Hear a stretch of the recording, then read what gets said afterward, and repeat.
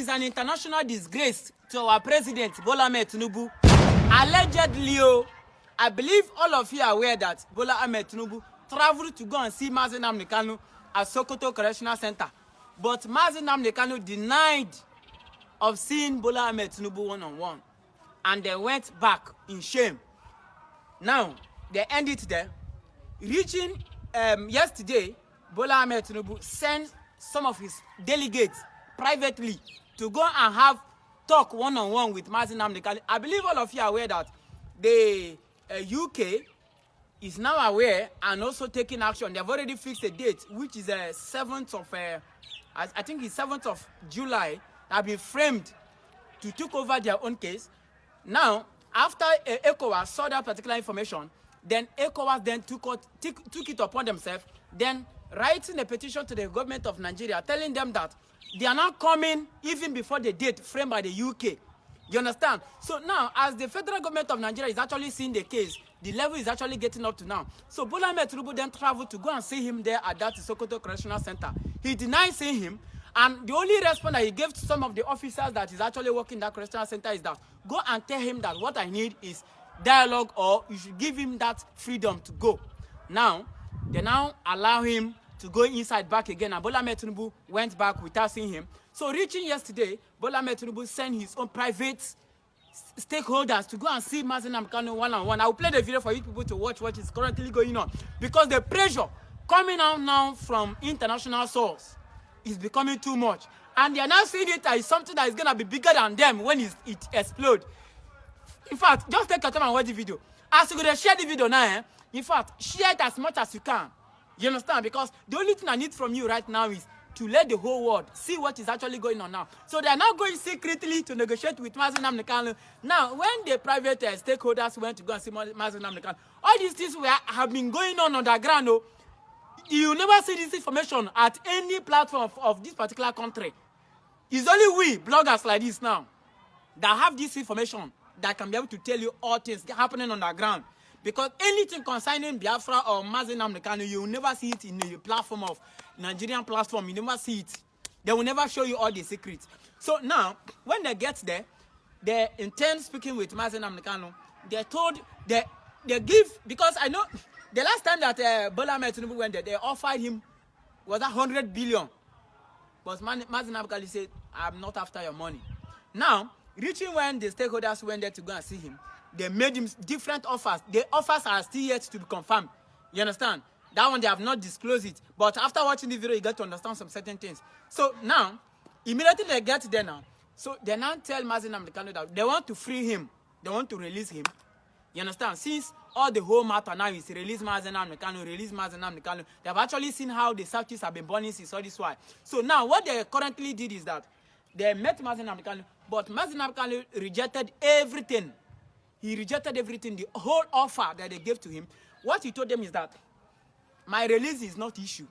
But what I need is, as I'm coming out from here, I want to be coming out from here with my freedom as a Biafra. You understand? So, and they said that if they want to release him, let him forget about anything concerning Biafra or not Biafra. Let him forget about anything concerning Biafra or agitating for freedom. They will release him. And remember, nnamdi Kanu made it publicly to them that let no one beg the federal government of Nigeria for his release, that he committed no crime. In fact, let me just not talk too much, because I don't even prolong the matter. Based on how the thing just ring for my head, just take your time watch the video, my people. Make you see the joy over. I said, before you go, just begin to watch the video, share them so that other person will watch and together with you. Just watch. While you were sleeping last night, something happened that could completely reshape everything we thought we knew about this case. And I need you to understand something right now. Within the next 72 hours, decisions are being made that will either vindicate everything Nnamdi Kanu has stood for or trap him in a cage he may never escape. The clock isn't just ticking, it's screaming, and what I'm about to reveal has been deliberately kept from mainstream attention because certain people don't want you connecting these dots. But we are going to connect them anyway, right here, right now, before it's too late. Here's what they don't want circulating. Multiple sources from inside circles close to the situation are reporting that representatives connected to the APC, allegedly with direct links to the presidency, have opened what they are calling informal dialogue channels with Nnamdi Kanu. Not through his lawyers. Not through official court channels. Through back channels, the kind of conversations that happen in rooms without cameras, where deals get shaped before the public ever hears a whisper. And the terms being floated. They're not what you'd expect from a government claiming they have a solid case. They're the kind of terms you offer when you're desperate to make a problem disappear before it explodes in your face. If you're new here and you care about truth, about understanding what's actually happening behind the political theater, hit that subscribe button right now and turn on notifications, because what unfolds over the next few days won't wait for you to catch up, and I promise you won't hear this depth of analysis anywhere else. This isn't surface level reporting, this is what happens when you follow the patterns nobody wants you to see. So what exactly are these alleged terms? According to statements emerging from those who have direct communication with Kanu, the proposal centers on what's being packaged as a conditional release, a phrase that sounds generous until you understand what it actually demands. The conditions reportedly include requiring Kanu to make public statements denouncing the Biafra movement, accepting elements of the charges that led to his detention, and potentially admitting culpability for actions that could legally cement his guilt before the appeals court even hears his case. Let that sink in. They want him to confess to crimes he maintains he never committed, just to walk free under terms that could be revoked the moment political winds shift. And here's where Kanu's response cuts through all the noise like a blade. Sahara Reporters, which has maintained closer access to developments around this case than almost any outlet, published its position, and I want you to hear these exact words because they matter. Nobody should beg the Nigerian government for my release because I committed no crime. Read between those lines.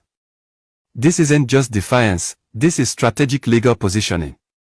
This is a man who understands that accepting a political favor disguised as mercy is the same as signing away every legal advantage he's built, every ground he's gained, every international eye he's attracted to the injustice of his detention. A political settlement can be undone with a signature. A Supreme Court vindication cannot. Think about the psychological warfare at play here. They are dangling freedom in front of someone who's been locked away, betting that desperation will override strategy, that exhaustion will break principle. It's the same tactic used throughout history when power structures realize they are losing the narrative. They offer conditional mercy, not because they are merciful, but because an admission of guilt is worth more to them than a conviction they are no longer certain they can defend. If Kanu accepts those terms, he doesn't just lose his legal case, he loses the moral high ground, he fractures the movement, and he hands his opponents the propaganda victory they've been craving since the day they rearrested him. Now pause with me for a second because I need to hear from you. Do you think Kanu is making the right call by refusing this so-called settlement, or do you think he should take whatever freedom they are offering and fight another day? Drop yes in the comments if you think he's absolutely right to refuse, or no if you think the risk isn't worth it. Your voice matters here because this community is built on real conversation, not echo chambers, so let me see where you stand on this. But here's where it gets even more interesting, and why this week specifically could become a turning point. There's been a surge in international attention that's impossible to ignore, and it's not coming from the usual places. Reports surfaced earlier this month suggesting that Australia has extended what's being described as humanitarian consideration to individuals identifying as Biafran nationals, facilitated through what sources call diplomatic engagement. A statement dated February 13, 2026, explicitly expressed gratitude to Australian authorities for what was framed as recognition and protection efforts. Whether this represents formal policy or symbolic gestures, the psychological impact is undeniable. It signals that international actors are watching, that this case has transcended Nigerian borders, and that the narrative being controlled domestically doesn't hold the same power globally. You have to understand what this does strategically.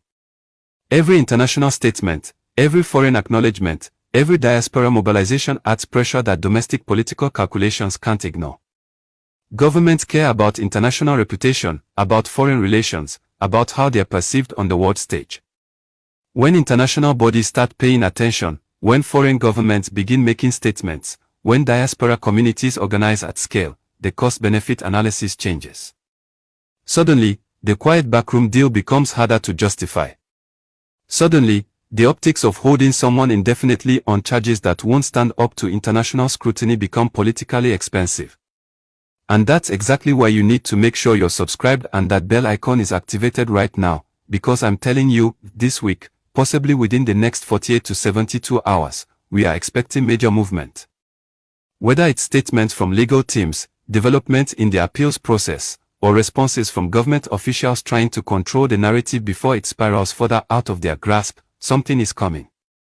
Don't be the person who hears about it 3 days late through fragmented social media rumors. Be the person who sees it unfold in real time with full context. Hit that bell right now while you're thinking about it.